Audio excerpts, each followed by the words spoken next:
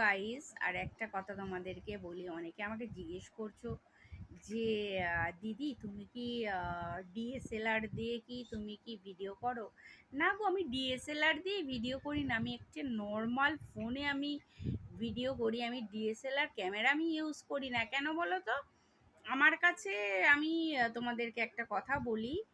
তুমি হচ্ছে গিয়ে আমাকে যদি একটা, এখন তো 5,000 টাকা দামের ফোন পাওয়া যায় না, তাও বলবো আমার একটা 7, 8, 9, 10,000 টাকা দামেরও আমাকে যদি ফোন দেওয়া হয়, তাতেও কিন্তু আমি ভালো ভিডিও করে আমি তোমাদেরকে দেখাতে পারি।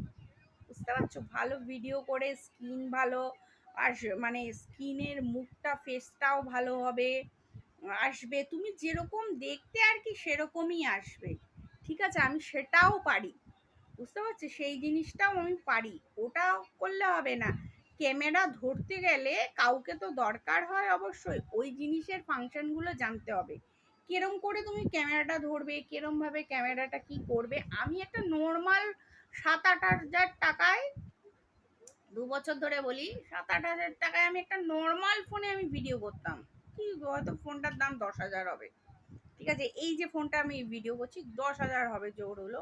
আমি এই ফোনটা দিয়ে আমি ভিডিও করতাম। আমি কিন্তু কখনো মানে ডিএসএলআর দিয়ে আমি কখনো ভিডিও করিনি। অনেকে আমাকে দেখেছি তুমি কি ডিএসএলআর খুব দামি, আহ, হচ্ছে 1.5-2 লাখ টাকার লেন্সে ভিডিও করো?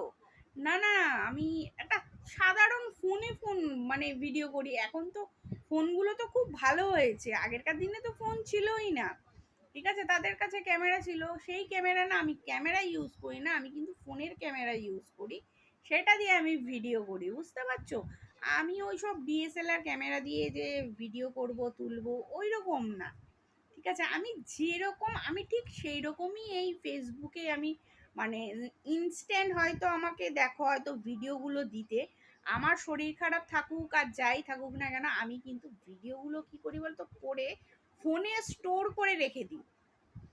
ঠিক আছে, ফাইলসে আমি ফোনে স্টোর করে রেখে দিই, যাতে আমার যদি অসুস্থও থাকি, শরীর খারাপও থাকে, বা কোথাও আমি কাজে বিজি হয়ে যাই, আমি পট করে কি করতে পারবো, আমার ফোন থেকে আমি ভিডিওটা পোস্ট করে দিতে পারবো। আর অবশ্যই আমি একটা ফোন ইউজ করি না, এই আর একটা ফোনও আমার আছে, সেটাও ইউজ করি।